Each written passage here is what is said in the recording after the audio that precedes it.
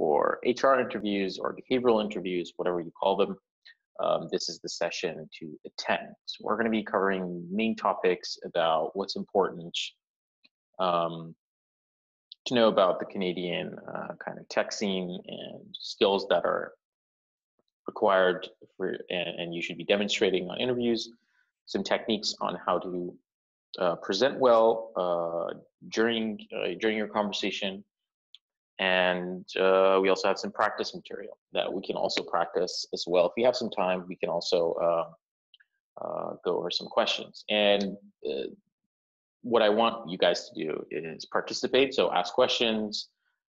There's a Q&A feature. You can raise your hand also if you want. I can bring you up if you want to talk. I would love for you to come up. What we can do is you can introduce yourself. You can talk about a project or recent project you've done, and maybe ask questions as well. And I'll give you a format on how to use that. So that's basically what this session is going to be about, and kind of the format. So at any point, if you want to join, we'd be happy to have you. Joining me today is also Adeline from our team, community manager. I'm sure all of you know her. Say hello, Adeline. Hello, everybody. Thank you for joining us tonight. I really hope you will like the session and it will really help you. Yes, thank you, Adeline. She's the one who does all the hard work in making sure our community and the content and the sessions happen. If you have any questions about these sessions or suggestions or anything that you would like to be covered before the session, you can also always communicate with Adeline. Let us know if you think about anything outside of this session.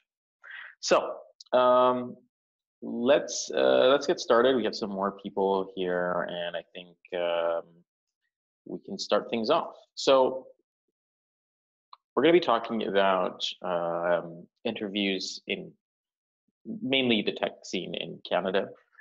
That's what the focus of the session is about. And we're going to try and get you guys involved as we move along. Well, obviously, Canada is growing very fast, and it has a lot of focus and investment in the tech scene, especially big cities, Toronto, Vancouver, Montreal, Ottawa, Waterloo. They're all big hubs focused on different sectors, I would say, but pretty active and constantly startups are popping up, getting funding, growing, building teams. And I think it's a great opportunity for anyone to join any of these teams, as long as you feel like it's a fit for you and your career and your passion and the tools and technologies that you like to work with. I think a lot of them can be a pretty good choice. And basically, our job is to make sure you're connected with the right one and you have all the tools and you're prepared to make that decision. The tech market is also growing pretty fast. Just a few numbers regarding what's happening in Toronto, for example, compared to San Francisco or Seattle. And you can see the number of jobs are growing pretty fast, and there's obviously a lot of opportunity. So I don't think there's anything to worry about there, as long as you're focused and you know what you're looking for. I think with a bit of preparation, you can definitely get the right kind of opportunity. So let's talk a little bit about what you should be thinking about when you're talking to companies, and what they will be looking for when they're looking at you. So first point is what should be looking for in a tech startup. I think you should be looking for opportunities for growth. I think we should be looking for cultural fit in terms of your working style, your career goals, what's your working style, and of course, kind of where you would fit in their team, and does that position look like something that you could see yourself working for at least 2 or 3 years? Because obviously it takes a while for you to, especially if it's your first time working in a new environment, new country, you need some time to adjust. So I would just look for a position where you could see yourself working for a few years and kind of stay there for a bit until you get your ground going, and take it from there. That's what my general advice would be. Um, you should be also looking for signs of growth in companies. You should be looking at reviews from employees on Glassdoor just to understand what the pros and cons of working in each company are. No company is perfect, of course. There's always room for growth and doing better, but you can get a pretty good idea just by doing some research on companies. And I think this is one of the most important steps. I'm going to tie it into kind of a lesson. Is one of the most important steps is to understand that you need to do proper homework and research on companies before going in. And the whole point of what you should be looking for in a company, I think, is first for you to understand if this company is a fit for you, and second for you to understand, what is their culture, what are they looking for, and how could you be a fit for them. Now, if we move on to what companies are looking for, I think there's a lot of kind of hard skills or technical skills that a role would require, but there's definitely traits that stand out as important traits in fast-growing companies in a tech ecosystem. That I think there are certain personality traits that I think are super interesting for these kind of companies, and a few of the more important ones we've kind of brushed upon here in the slide. By the way, this slide has been shared with all of you. I'm going to ask Adeline to share the link again in the chat as well. You should have this slide, and also we have a video of Ivana from our team explaining it, walking through it, giving you some examples, some community members. So it's pretty, you have access to all this stuff. So just nothing here that you don't already have access to. So some of these skills, being adaptable, obviously, the fact that you're moving to an environment also kind of highlights this as well. So I think that's super important. And of course, so obviously in a fast moving company, things change a lot. So that's what they're looking for. Collaboration, super important. You're going to be working in teams. There's no silo work. So how you function in a team is going to be super important and is going to be evaluated at some point during the conversation, looking at your resume, looking at all sorts of different signs to show how you behave in a team and what's your attitude towards your teammates. I think it's very important. Strategically, being strategic, basically, it's important to show that you can make important decisions. You can take direction. You can guide whatever piece that you own to the right place. Being proactive, of course, not waiting for people to come to you with issues and problems they see. You coming up and kind of bringing the solution as well to the table. Authenticity, I think, is also super important. You don't need to kind of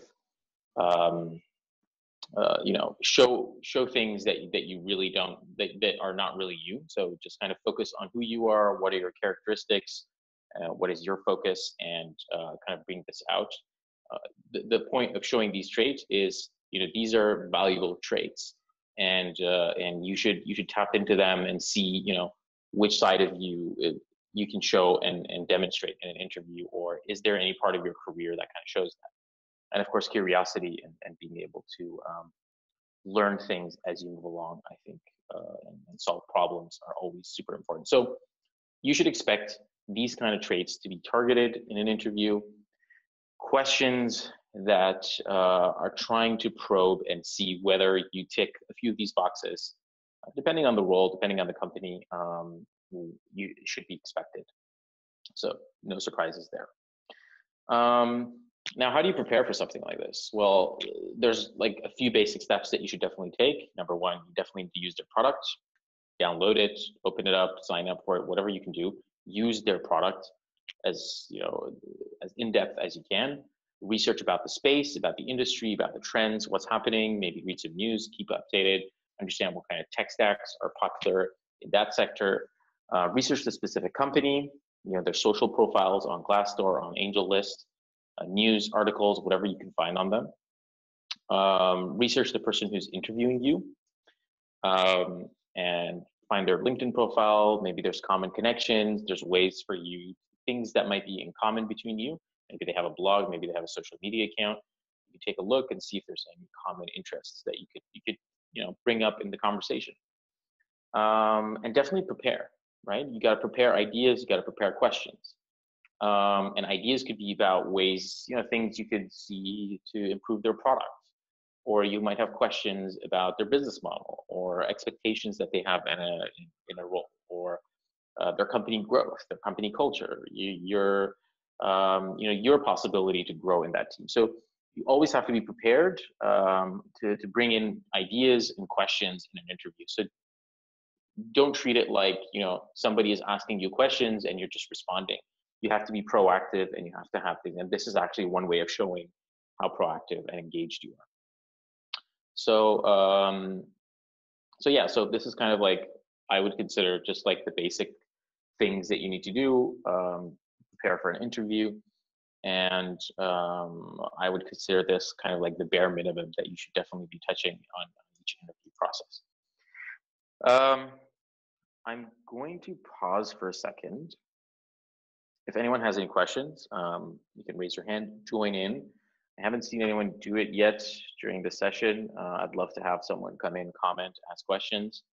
Or if you don't feel like talking, use the Q&A, or type in the chat, and we'll get to that question as well. We also do have a few people here, so I think we should, at some point, have someone attend. Okay, so moving a bit forward, what to do throughout an interview. I think this is more kind of a bit more of an overview of what you should be doing. So you're showing your passion, you're showing your vulnerability on both. I think both are important, showing your passion about whatever you care about. It doesn't have to necessarily, you don't have to fake passion about their product or their company or whatever, but things that you care about. Might be specific technology, might be something you're interested in, a problem that you like solving, or whatever it is. And you should also be comfortable talking about things that you might not be the best at yet, but you're curious, you want to learn, you want to grow in that area, or you've identified even as a weakness. So you should be comfortable talking about these things. And I think practicing that will build your confidence, and it will definitely show itself in the interview. Having, even showing your entrepreneurial spirit, I think kind of ties into that, because, you want to show that you're someone who sees problems and looks for solutions, knows that you don't have all the answers. I think that's also a very important point. We see a lot kind of, HR people talking about, how they really like candidates, and each company would, right? Candidates that are kind of humble in a way that they would be okay admitting that they don't know the answer, even if it's an interview, and they would be open to learning and curious, and maybe even talking about how they would approach to find the answer to a question that they don't really know. So I think that's also something to consider. And other important points, having the right kind of tone. So you can pretty much get a good vibe of the company, whether they're like super formal, or are they friendly and casual, or somewhere in between. So I think you should kind of adopt to that as well. And one very, very important point, please avoid giving vague and general answers. So answer directly, answer clearly, and make sure that your response is directly tied into the question and what it's looking for. I think it shows a lot of things, like how effective you are in communication, listening, paying attention to detail, being direct in communication, which is also super important. So I think all of these points, touching on all of them, are critical. And if I was interviewing you, this is how I would evaluate it. Just simple responses to questions, I think make a big impact on whoever's listening to you. And so I would just pay attention to these things. And sometimes you might be nervous or you might not consider it to be too important, but I think these things add up and generally create an image of you to someone who has never seen you, has never worked with you, and is only talking to you over Zoom or Skype or whatever for the first time. So, don't be too hard on them and expect them to kind of know every single thing about you in a few minutes. So I think it's your job to kind of sell and convey your true persona when you're working, and I think you'll see the benefits if you can really pull that off. Okay, so enough about this. Still, I'm promoting this opportunity for anyone to come up, have a chat, ask questions, engage. If you have questions, you can also post in the Q&A, you can post on the chat, or you can raise your hand. I'd love to have you up here. You can introduce yourself to us, and we'll have a quick chat, maybe talk about some questions, issues, and stuff, or maybe I'll ask you some questions and we'll use it as an example. Either way, so be brave and use this opportunity to practice and engage. So, going back to the interview process, there's always some basic elements that you will see either separately or some of them combined. But there's always these main components that you see in each interview pipeline, as you would call it, which are basically steps that you need to go through and pass before you receive an offer. So there's obviously there's going to be an initial screening, so you got to understand the core purpose of this stage is usually just to get an understanding of whether your core skill sets, your experience level, the type of projects you've done, all the kind of basic things on paper, and maybe just like a quick phone conversation would give the person on the other end kind of the confidence to invest a lot of time in the process, see whether there's a chance for you guys to work together or not. So that's kind of what this stage is about. It's important for you to put your best foot forward here. If there's a screening call, make sure you're on time, by the minute. Your resume looks perfect, no mistakes, no spelling mistakes, the format looks nice. We've given you a standard, really good format that focuses on the most important things, your projects, what you have done, what you have achieved, your results, the tech stack and tools that you've worked with. These are the important things to talk about, not your job description. You want to talk about achievements, you want to talk about things you've built, impressive things that you're proud of. Those are things that should be mentioned on your CV. I think your role is pretty obvious for most people. There's going to be, of course, so after you pass the stage, got a good CV, you're punctual and you're nice on the first conversation, you're able to connect with someone just on a basic level. You're going to go to the next round. Behavioral discussion usually comes up first. Sometimes there's a technical test up front, and then there's a behavioral discussion. Depends on the company's policy, how they like to set up their pipeline for different reasons. Don't be discouraged if a company chooses either one. Sometimes it's just a matter of the resources they have or how they've set up their process to maximize their efficiency. It's nothing personal on you. So whether you're doing behavioral or technical discussion first, sometimes the behavioral discussion is going to be a bit more like a kind of in-depth conversation at the beginning. Sometimes there's more of a technical quick conversation or a technical test that you do, and then you kind of go into a more detailed behavioral discussion. So this could be played around, but both elements are always there. And then there's usually some kind of problem to solve, a challenge. You might be doing it live. Sometimes you might be taking it home to do, depending on your situation and the challenge. And if you pass all these steps, there will be some sort of cultural fit discussion, or kind of seeing how your values and your work style and your plan and your career and everything kind of aligns with the company, and every little detail works out. So all these elements you're going to find in a interview. So this is just to kind of give you an awareness of what the process looks like kind of behind the curtains, what to expect, and hopefully this will help you get a better overview of what you should be putting forward. and being prepared for each step. So let's kind of focus on the part that's the most, the focus of our discussion today, which kind of behavioral discussion, which kind of falls into two pieces. So it's like or maybe even three pieces. It could be talking a little bit on the culture side, screening, and then there's like kind of the behavioral discussion core in the middle, which kind of tries to assess all the different points, all those traits that we mentioned in this piece. What's important here is for you to really be able to focus on your experiences, be able to kind of dissect them and explain them to someone else so they would clearly understand what you've done, what you've achieved, what your role was. This is very important, being able to look at it from your point of view, what your achievement, your contribution to the team was, and maybe even talking about some interesting things that you learned or some takeaways you had, and maybe some interesting results you achieved. Of course, it makes sense to just talk about what the team did as well, but the key is what kind of achievements you had personally. So that's kind of the basic thing that you need to be focused on.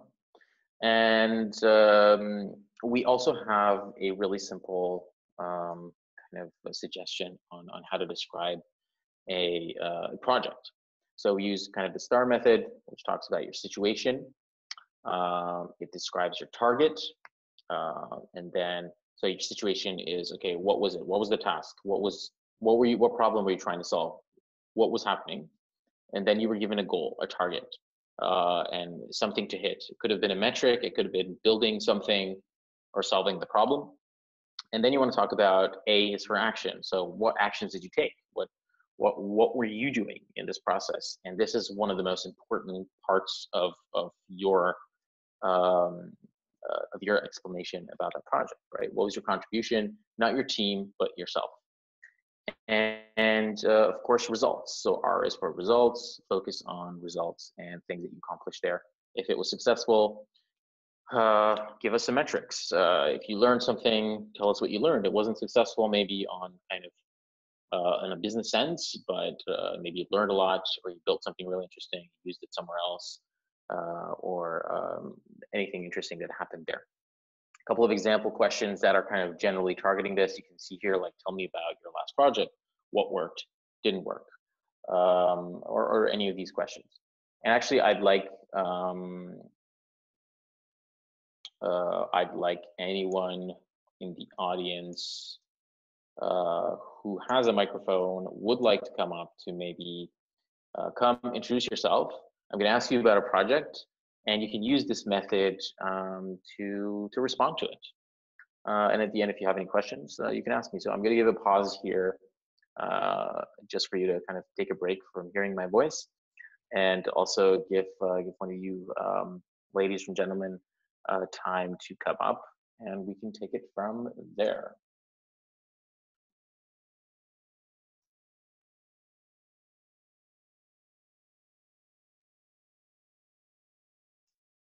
Okay, we have our first volunteer. Hello, Odunayo, I think, if I am pronouncing Yes. it correctly. Hi, Mo. Hello, how are you doing? Very good. Could you introduce yourself, tell us where you're from, what you do, and then we'll get into questions. Okay. My name is Odunayo Adeshoko. I'm a back-end developer. Mm-hmm. I live in Nigeria, Lagos specifically. Nice. Great. So, Odunayo, tell us maybe a little bit about one of the recent projects or products that you worked on, and try to see if you can use the STAR method, when explaining it. Okay. So, about the last project or a recent project. So, I worked on a project that was going to be our USSD integration. Mm-hmm. Is a product being used by over 2 million customers. So I work for one of the biggest banks in Nigeria, and we have over 2 million customers on that product. So we have a partner that we had integration together, but for some reasons, we needed to change the partner in a very short notice. So we had served the quick notice for the other partner, and we had to quickly come up with, a new integration with another partner in a very short notice. We had about 5 weeks to do the job. So I was called into the situation, myself and the entire team. So we had the team of developer, business analysts, QA analysts, and project managers. So we knew that we had a very short time and we had to focus on, the crux of the matter. So alongside with the team, we were able to develop the APIs. They were majorly backend APIs, over 20 of them in less than 4 weeks. At the beginning, we thought we won't be able to achieve it, but working. So we had a plan, and then we worked with that plan strictly. And in the end, we were able to round up on the integration. We had series of tests. So of course, we had iterations where we had things that were not working that we had to fix. Sometimes we had to work overnight, like the extra candle, and we had that. But in Hall, it was a very great learning experience. It helped to prove that you could actually achieve things if you work together as a team, even in very short timelines. Very good. I liked how you highlighted the learnings. But if you were to kind of reiterate or focus again on your accomplishments from this project, what else do you think was there? Was there anything else that you could mention? Okay, in terms of so if I look at personal accomplishment, Mm-hmm. so I would say that I, for the first time, used a couple of technologies that I hadn't used before. Okay. So that was like a personal learning for me, and it's an experience I can take into with probably another job or other projects that I'm going to do. Okay, that's great, and I really like that actually. That makes a lot of sense, and I hope something along that suggests that is on your resume or kind of is at least clearly defined what technologies you worked with. So so the person who's reading that kind of can see that, and if you mention it in the interview as well, I think it's a great piece of conversation to talk about. Okay, thank you. It also demonstrates your curiosity, your learning capacity. So I think that's a great example of that. What about the team? Do you feel like the project you worked on had an overall impact or achievement for the company or the team that you worked in? Okay, yes, definitely. The decision to do that integration was going to lower the costs of that service by over 30%. Mm-hmm. So the ability to achieve it, within that short period meant a lot of cost saving for the organization. Perfect. And that was, you were able to achieve that, right? Or was that just the target set? Yeah, we were able to achieve it. Perfect. Okay, great. So I think that exactly also needs to be mentioned, right? So that needs to be mentioned here, and I would really, really briefly bring something, put a note on that in your resume as well, and include the number too.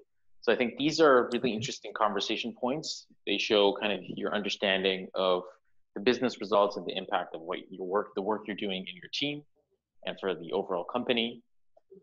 And great work there. I think that was a great example. But what about a personal project? Have you ever worked on any projects on your own, maybe, or with a friend, or open source project, or anything like that that you're really interested, you're proud of, or was really exciting for you? You learned or something. Okay. Yes, there is one. Although we haven't started, it's Mm-hmm. a personal project with a friend, Mm-hmm. and we just created the Slack group and then created a GitHub account. So it's something I look forward to because we're also going to touch a couple of new technologies, and I joined the team because I liked what the idea was all about. So we haven't done much on that, so probably I don't have much to say, but it's something I look forward to working on. Great. And the reason I mentioned this is sometimes we forget to talk about personal projects, things that you're passionate about, right? And sometimes there's a lot of great points there that show you have clear interests and desires to work in certain areas, or to learn, or to work with new technologies, or experiment. And I think it's always important to talk about them. So it should be clear on your resume. And I think I would actually be a little bit generous in terms of, sometimes I see most candidates don't do enough justice to their personal projects. They don't explain them properly. And it just it's really vague, because, a recruiter who's looking at your resume doesn't have a lot of time. Maybe he's looking at it for a few seconds. It would be very difficult for them to make a judgment on what this personal project did, what have you done, and what you worked on. So I think including some information there, and seeing if there's an opportunity to talk about it during an interview, I think is always valuable. So that's thanks, great. thank you there.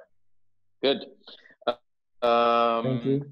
So what about questions? Do you have any questions for us? Anything you don't know about the interview process, or anything that's you might be concerned about, or you don't know about the process?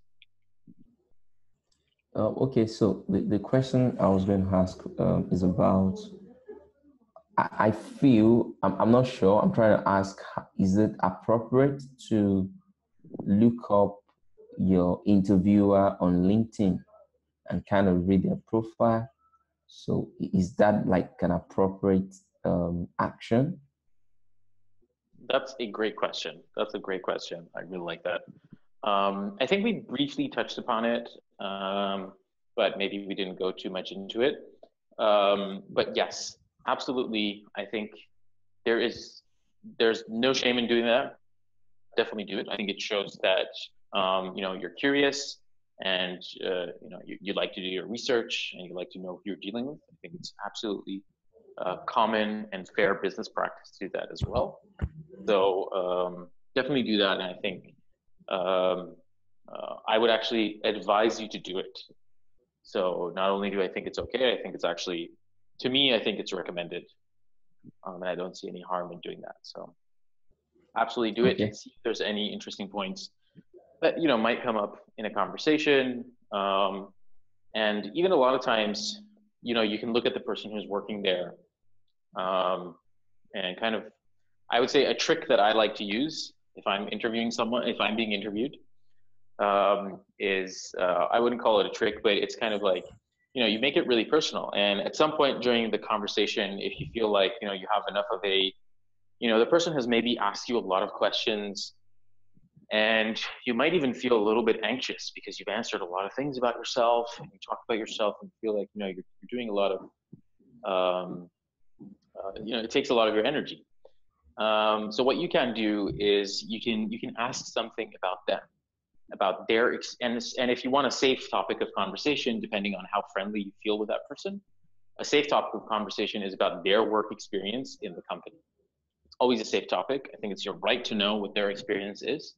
So at some point you can just say, okay, so tell me about how's it been for you working this company? I see like you've been here for about a year or 2 years.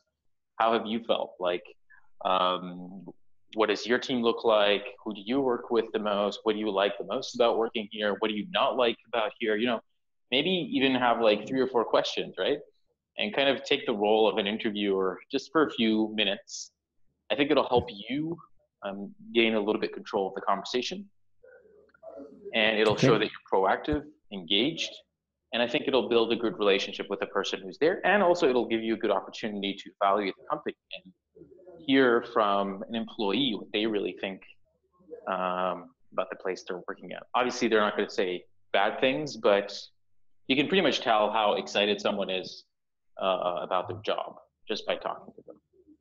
So just kind of a little tip to think about, and I think it helps out, especially if you're being bombarded with a lot of questions and you feel anxious. I think it's a good way to get out of it.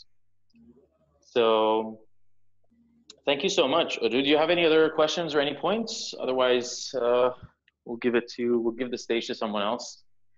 Okay, no, I'm done. Thank you. Thank you so much. It was great talking to you, and I hope you have a great day. Yeah, you too. Thank you. Thank you very much. Okay, so I'm not gonna leave the session. I'm gonna leave the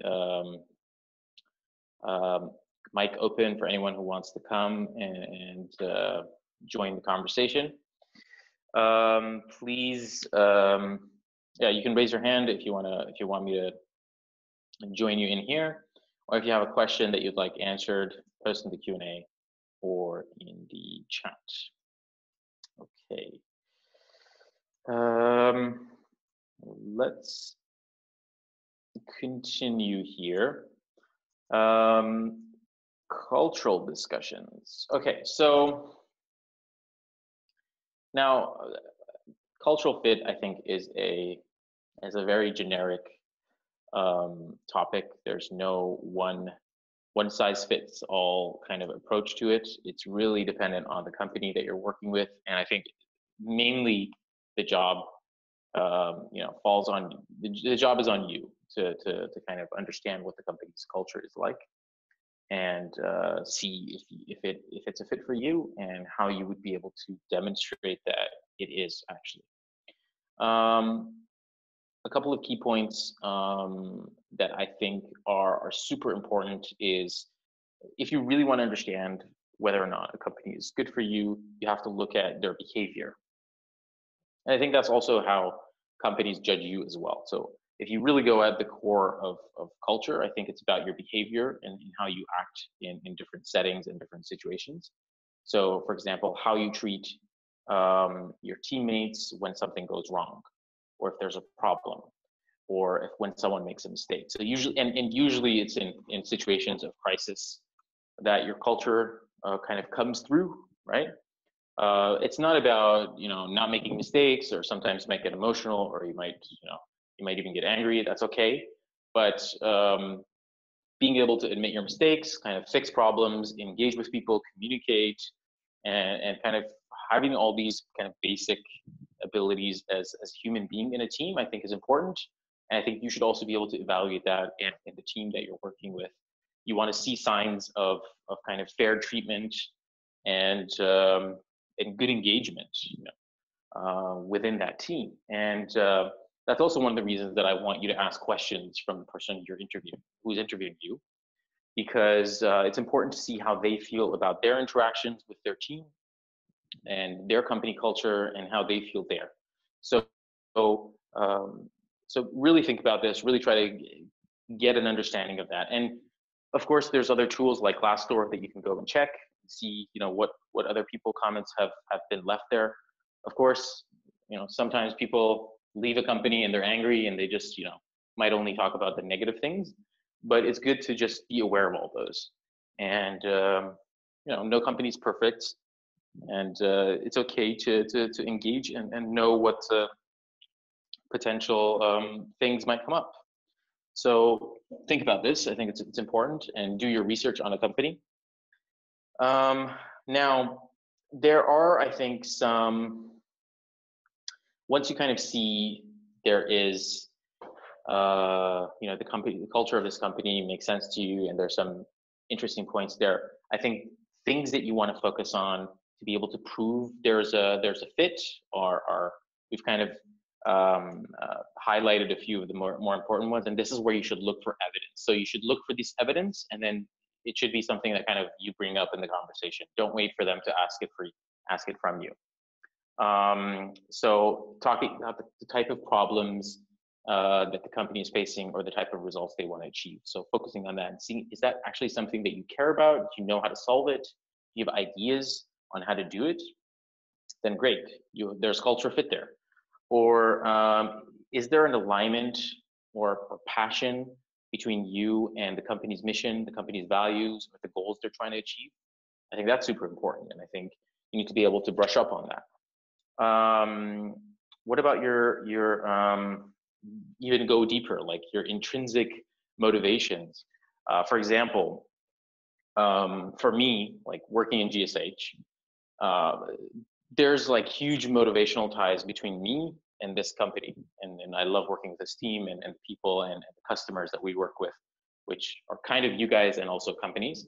But I get to work with amazing people and help them, you know, go into another environment, which gives them a lot of opportunities to grow, and they usually change their lives in a very, very positive way very quickly, and I love seeing that impact. It's a personal mission for me. I'm also an immigrant. I also see that and I also feel that.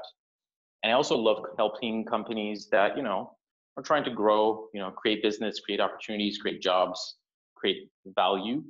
And so on both sides, I see a lot of alignment for myself. And to me, it feels like, okay, this is where I'm going to spend at least a few years of my life working and dedicating my time and energy to. And this is what I mean by mission. I just gave this example to kind of explain to you what I mean. And that kind of also ties into the next point, which is, you know, seeing if this is something you can commit to. So this is super important. I think everybody looks for someone that wants to commit to their project, to their cause. Okay, not necessarily 10 years or 20 years, but maybe a few years, right? Like you're expecting like 3 or 4 years of engagement, I think is pretty decent to expect from someone, because that's how long it really takes for you to grow in a position and become super productive and super valuable to that company. Obviously, it's amazing if you stay there longer, but I think that's kind of the minimum that someone expects. So you should be evaluating. So these cultural points will help you evaluate whether a company is good or not, and also will help you prove to the company that you're the right fit for them. So if you see yourself committing long term, then this is the right choice. You also need to mention that. You need to be able to talk about it as well. And these discussions a lot of times come up at the end of your process. So make sure that by the time you reach there, so you've done like maybe some basic behavioral assessments, you've passed your technical interviews, and your final conversations a lot of times are with the founders of the company if it's a smaller company, or it could be like with with your team lead. So someone pretty high up in the company who's well tied into the mission. I think you really want to be prepared by the time you reach that stage to be able to cover these points. I think another point is kind of being versatile and kind of having, not being a jack of all trades, but being someone who's flexible to growing into maybe different positions and doesn't just want to stay in one place. I think that's also interesting for companies, and it's also great for you, right? You don't necessarily want to stay in one place forever, in one role forever.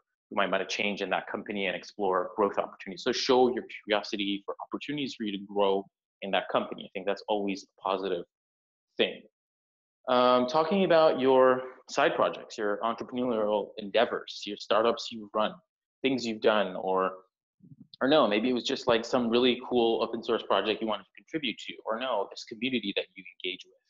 You go teach at a college or a school to kids, or you write a blog post, or whatever it is, right? Something that you do that's your own project, you do in your own time, nobody's necessarily paying you to do it, but I think it shows where your passion is, it shows how you like to give back, and it shows how you're able to commit to something of your own and you like creating and being creative. I think they're all very valuable points, and as I said, I think most candidates undervalue this.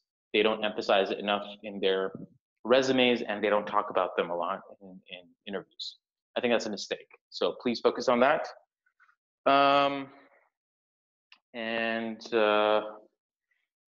Another point I think that's super important, and I guess it's a bit difficult to talk about, but I think it's super valuable, is that showing that you have the ability to take risks and show that you're comfortable with that for various reasons. And I think for people coming and immigrating from another country, like very quickly into a new company, new working culture environment, think it's even more important to show that you're able to take risks and you're able to adapt.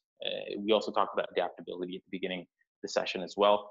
So this is, I think, a critical personality trait for people who are successful in this kind of transition.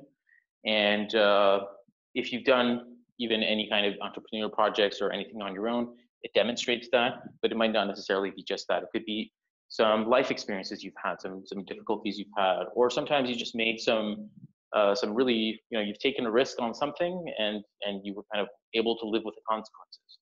I think that's important. I think that's a great characteristic to show, especially, considering, I'm not saying that everybody needs to be like taking crazy risks all the time. That's not necessarily true. And not everyone has the same tolerance for that, and that's absolutely okay. But I think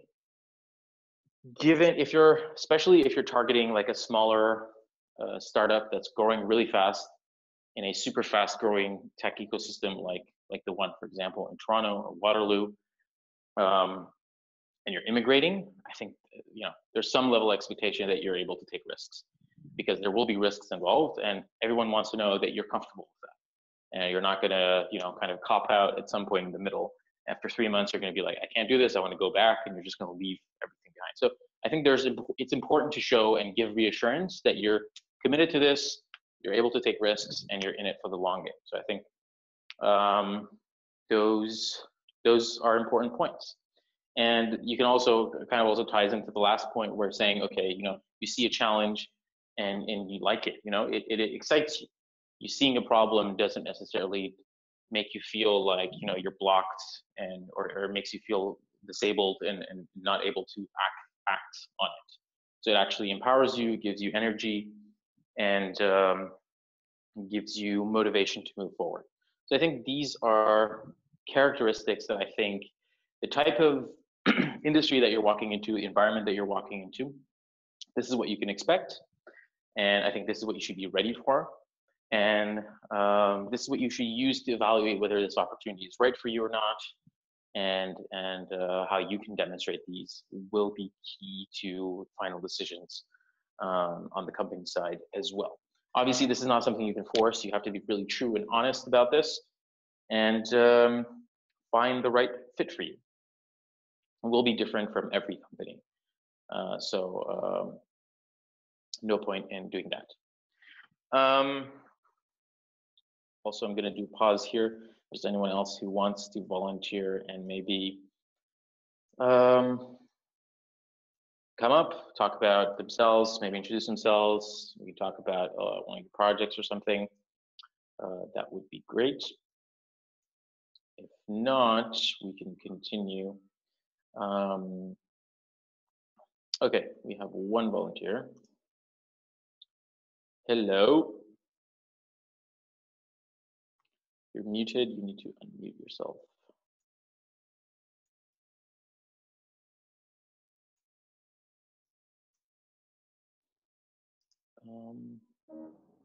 Hello. Hello, hello. Hi, can you hear me now? Yes, we can hear you. How are you doing? Fine, thank you. Okay, this is Isaac from Abuja, Nigeria. Hello, Isaac. Thank you for joining us. Tell us a little bit about yourself. All right, so I'm a software developer. I've been doing this for a couple of years. Full stack, build stuff using C#, ASP.NET. But in the last 2 years, PHP, Laravel, and the database systems, MySQL, SQL Server, and the like. Mm-hmm. Great. So I'm going to go into projects. I want to talk to you about your projects, but maybe tell me a little bit. We didn't get to talk a little bit about this, but what is your main motivation for kind of joining a company in Canada and working in that tech scene? What is exciting for you? What motivates you to do this? Two things. One, making a difference. Some companies offer products that really solve a problem I'm personally interested in, or a problem that makes a difference in the lives of a lot of people. For example, helping people lose weight, track their weight loss, for instance, or eat better, things like that, or raise revenue for good causes. Any organization that has an impact on real world problems, I'm very interested in that. The other interest is working on modern tech stacks. Yeah, things like the React, Angular, and new things. Yeah, those two things make me like to work with a business or an organization. Okay, I like that. Makes sense. Right. And why don't you tell me about one of the projects that you worked on that you're proud of, or maybe made you feel the same way about, a problem you solved that you really cared about? All right, that's a nice question. I'm going to talk about the first problem I solved. It's looking back, it's a really simple problem, but it did make a big difference. Mhm. Here in Abuja, in Nigeria as a whole, generally speaking, we have a lot and lots of civil servants, and it, one of the job roles in civil service is they call them clerks. They keep track of letters coming into an office and letters going out of an office, or even files.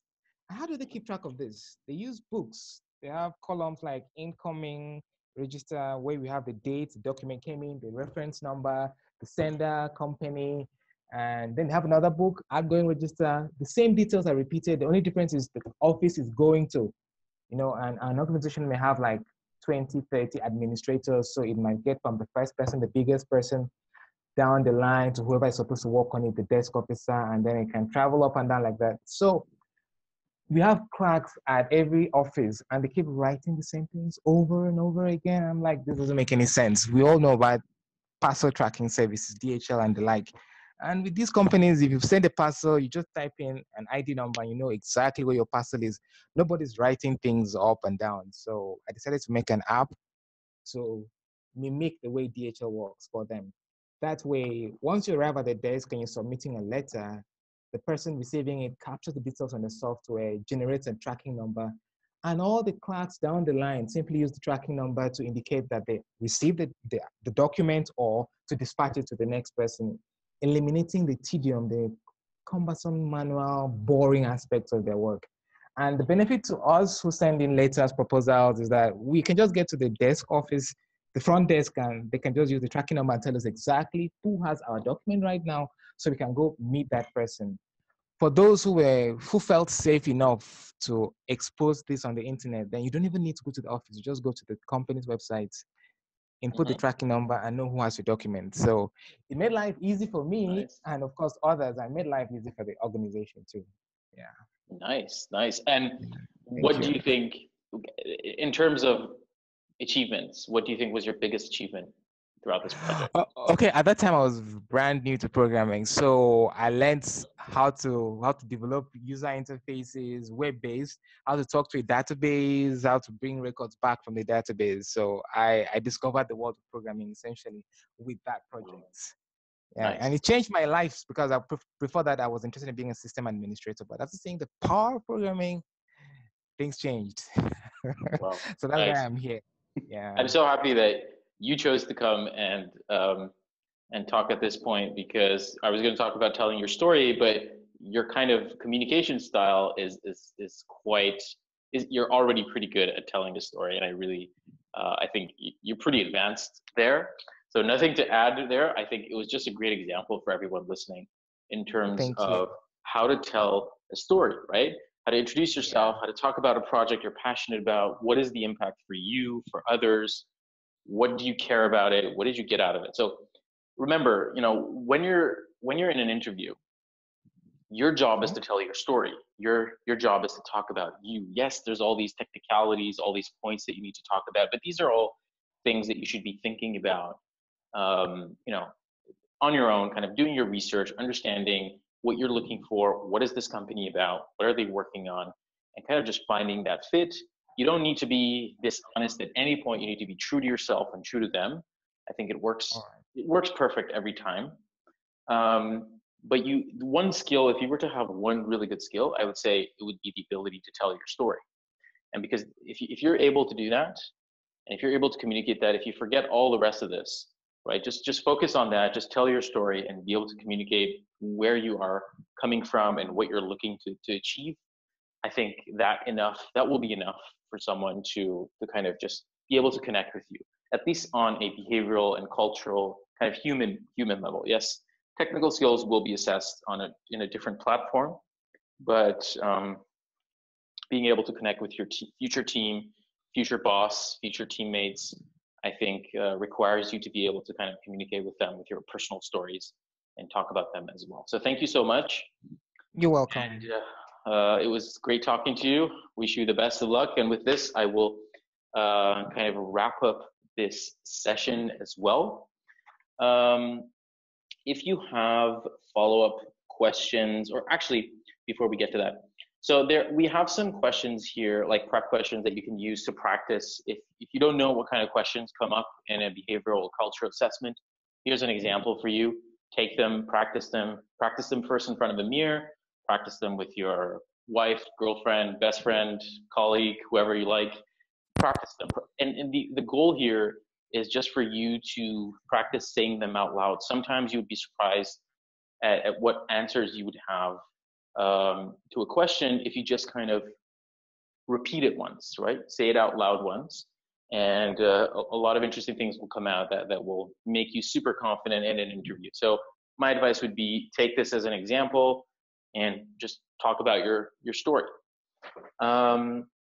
But beyond this, if you have any questions, if you need help with anything, preparing your resume or preparing for an interview, if you have an interview booked, definitely reach out to me or anyone on the team. If you need to help preparing or practicing or anything, just reach out to us. If you have questions, if you're concerned about something, we try to give you information, some basic preparation information about a company before you go into the interview, but it's not perfect. You have to take that and kind of do your own research as well. So keep in touch with us and give us questions, feedback, tell us what you need help with so we can improve these sessions. We've been doing regular sessions for a while now. And of course, we want to be talking about topics and issues that you guys care about. So tell us what you want to know, what you want to see here, and we'll try to make it happen. Thank you again, everyone, and Adeline and the rest of the team for organizing this. I hope you enjoyed this session and you took some value out of it. Hope to see you guys next week. We have another talent talk, and yeah, stay tuned. Talk to you soon. Take care and bye-bye.